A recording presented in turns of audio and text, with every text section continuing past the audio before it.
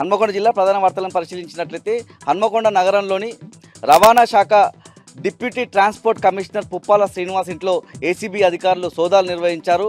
ఆదాయం కన్నా ఆస్తులు ఎక్కువగా ఉన్నాయన్నటువంటి ఆరోపణల నేపథ్యంలో ఉదయం నుంచే ప్రత్యేకమైన టీములుగా ఏర్పడి హన్మకొండతో పాటు హైదరాబాద్, కరీంనగర్, జగిత్యాల లాంటి ప్రాంతాల్లో శ్రీనివాస్ ఇల్లుతో పాటు శ్రీనివాస్ బంధువుల ఇళ్లలోనూ సోదాలు నిర్వహించిన పరిస్థితి కనిపిస్తూ ఉంది. ముఖ్యంగా 50 కోట్ల పైచిలకు అక్రమ ఆస్తులు సంపాదించినట్లుగా ఆరోపణలు వచ్చిన క్రమంలో ఈ సోదాలు జరిగినట్లుగా తెలుస్తోంది.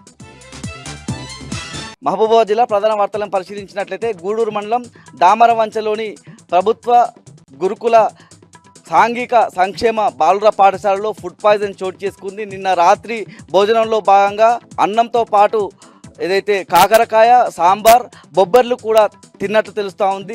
ఆ ఆహారం తిన్న తర్వాత విద్యార్థులంతా నిద్రపోయే క్రమంలో వాళ్ళు అస్వస్థతకు గురయ్యారు. ముఖ్యంగా 16 మంది విద్యార్థులు అస్వస్థతకు గురికాగా 12 మందికి స్వల్ప అస్వస్థత, 4గురికి అయితే తీవ్ర అస్వస్థత కలగగా వాళ్ళను గూడూరులో ఉన్నటువంటి ప్రభుత్వ ఆసుపత్రికి తరలించి చికిత్స అందిస్తున్న పరిస్థితి కనిపిస్తూ ఉంది. ఈ క్రమంలోనే వారిని కలిసి బీఆర్కి సంబంధించినటువంటి నాయకులు మాజీ ఎమ్మెల్యే శంకర్ నాయక్, అదేవిధంగా మాజీ ఎంపీ కవిత వాళ్ళను పరామర్శించి వాళ్ళకు సంబంధించిన బాధలు, ఇబ్బందులను తెలుసుకున్న పరిస్థితి కనిపిస్తూ ఉంది.